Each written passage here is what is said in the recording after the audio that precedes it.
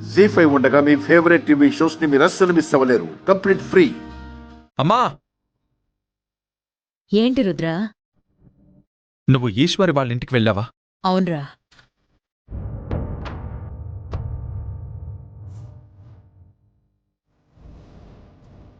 ఈశ్వరిని నీకిచ్చి చేయమని పెళ్లి సంబంధం మాట్లాడడానికి వెళ్ళాను. ఎందుకు వెళ్ళావమ్మా? ఈశ్వరి అంటే నాకిష్టం అని చెప్పానా? ఈశ్వరిని పెళ్లి చేసుకోవాలనుందని చెప్పానా? ఈశ్వరితో జీవితాంతం కలిసి బతకాలని ఆశపడుతున్నానని నేను చెప్పానా? ఎందుకు వెళ్ళావమ్మా? ఈశ్వరి నీ జీవితంలోకొస్తే బావుంటుందని అనిపించిందిరా. తనతోనే నీ భవిష్యత్తు బంగారంలా రూపుదిద్దుకుంటుంది అని నాకు నమ్మకం కలుగుతోందిరా.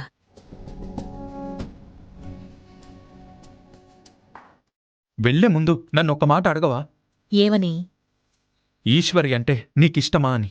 చూడ్నాన్నా, చిన్నప్పటినుంచి నువ్వు ఇది ఇష్టం లేదు అని నాకెప్పుడూ చెప్పలేదు. అయినా నీ ఇష్టాలన్నీ నాకు తెలుసు. ఎందుకంటే నా తల్లి మనసు నిన్నంతలా అర్థం చేసుకోగలదు. ఈశ్వరి విషయంలో కూడా అంతేరా.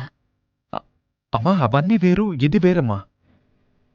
చూడ్నాన్నా, నీకు అమ్మంటే ఎంత ఇష్టమో నాకు తెలుసు. అమ్మలాంటి ఒక అమ్మాయి నీ జీవిత భాగస్వామిగా వస్తే బావుండు అని నేననుకున్నాను. అందుకే అలాంటి లక్షణాలున్న ఈశ్వరిని నీకు భార్యగా చెయ్యాలని ఆశపడ్డాను. అది కాదమ్మా. నీకేది మంచో అది చెయ్యాలని నేను ఆశపడ్డాన్రా. కాని అది జరగడం అంత సులువు కాదని తెలుసుకున్నాను.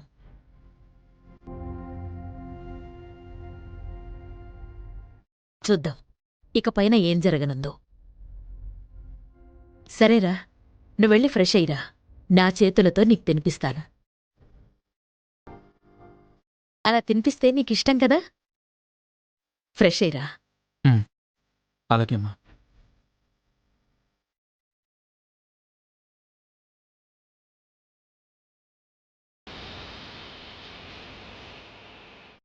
ఇష్టం లేనిదాన్ని అంత ఇబ్బందిగా రుద్దడం కూడా మంచిది కాదక్కా. ఇష్టం లేదని నువ్వనుకుంటున్నావు, కాని వాడి మనసేంటో నాకు తెలుసు. ఈశ్వరి మీద ఉన్న అభిమానాన్ని బయటపెట్టడానికి వాడిలో ఉన్న ఈగో అడ్డొస్తోంది, అంతే. ఏంటో అక్క, నువ్వు కోరుకుంటే మన బంధువుల్లో, ఫ్యామిలీ ఫ్రెండ్స్లో రుద్ర లెవెల్కి సరిపోయే అమ్మాయిలు చాలా మంది దొరుకుతారు. వాళ్ళందరినీ వదిలేసి ఈ ఈశ్వరి వెంట ఎందుకు పడుతున్నావు? రుద్రని నాలా చూసుకునే అమ్మాయి కావాలి రత్నాంగి. అది ఈశ్వరే అని నేను నిర్ణయం చేసుకున్నాను, అంతే.